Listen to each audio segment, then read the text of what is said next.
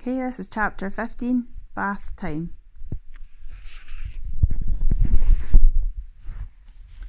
This was nae ordinary bath time. Chloe realised that it had to be run like a military operation. Hot water? Check. Towels? Check. Bubble bath? Check. Rubber duck or similar bath time toy beastie? Check. Soap? Was there enough soap in the house? Or in the town? Or in the whole of Europe to make Mr Mingin clean? He hadn't had a bath since, well, he said last year, but it might as well have been since the dinosaurs donnered about the earth. Chloe turned on the taps, running them both together so the temperature would be just right. If it was o'er hot or o'er cold, it might frighten Mr Mingin aff baths forever. She poured in some bubble bath and gave it a swirl. Then she laid out some neatly folded towels, brawly warm for the airing cupboard, on a cutty stool by the bath. In the cabinet she found a multi-pack of soaps.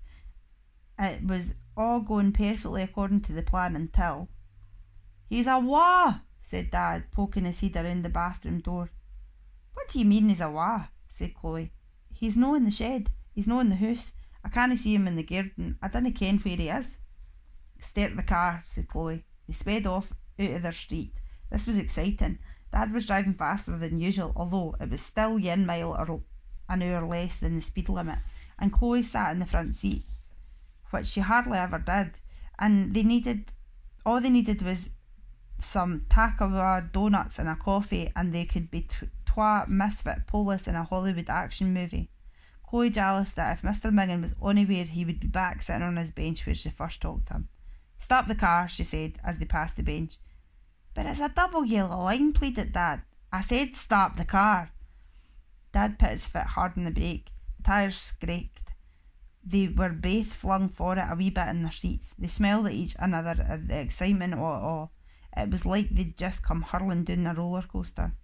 Chloe leapt out of a car and slammed the doors shut with a muckle thwud, something she would never dare to do if her mother was around.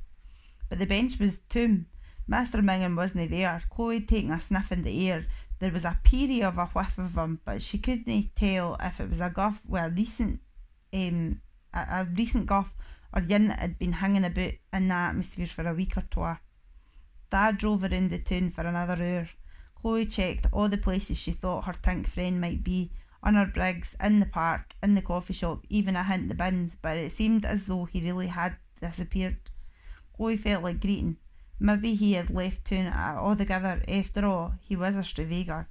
"We'd better heed home now, darling," said Dad. "Aye," said Chloe, trying to be brave. "I'll put the kettle on," said Dad as they walked round the house. In Britain, a cup of tea is the answer to ilka problem. Fallen off your bike? Hae a cup of tea. Your house has been malied by a meteorite? Hae a cup of tea. Your whole family has been scanned by a Tyrannosaurus Rex travelling through a yet in time and space? Take a cup of tea and a dod of cake. Maybe a bite of something savoury would help calm you down and all. For example, a Scotch egg or a sausage roll. Chloe picked up the kettle and gaed to the sink to fill it. She looked out the window. Just then Mr Mingin's head popped out the pond. He gave her a wee wave. Chloe screeched. When they'd got over the shock, Chloe and Dad walked slowly down to the pond. Mr Mingin was hanging to the sang "Speed, bonny boat" to himself. As he chanted, he rubbed algae into himself with a water lily. A number of goldfish floated upside down on the water's surface. "Good afternoon, Miss Chloe." "Good afternoon, Mr Plume," said Mr Mingin brightly. "I'll no be long. I dinna want to get awful runkly sitting in here."